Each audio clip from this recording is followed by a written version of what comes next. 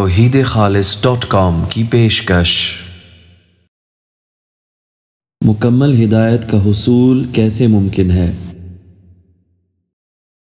ابن القیم رحمۃ اللہ علیہ مدارج السالکین میں فرماتے ہیں، مکمل ہدایت توحید مطلوب، توحید طلب اور توحید راہ حصول پر مشتمل ہے، جبکہ مطلوبہ حصول میں رکاوٹ اور کوتاہی ان چیزوں میں یا ان میں سے بعض میں شرک کی وجہ سے پیش آتی ہے۔ پس مطلوب میں شرک توحید اور اخلاص کے منافی ہے، اور طلب میں شرک صدق اور عزم کے منافی ہے، اور راہ حصول میں شرک حکم کی اتباع کے منافی ہے۔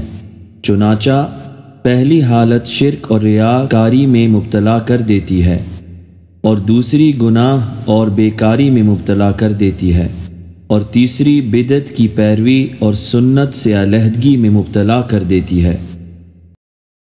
تو غور کریں کہ توحید مطلوب شرک اور ریاکاری سے بچا لیتی ہے، اور توحید طلب گناہ سے بچا لیتی ہے، اور توحید راہ بدعت سے بچا لیتی ہے، اور بے شک شیطان اپنا جال انہی تین راستوں پر بچھاتا ہے۔ مصدر التنبیہات السنیہ علی عقیدۃ الواسطیہ از شیخ عبدالعزیز الرشید رحمۃ اللہ علیہ، صفحہ رقم 44۔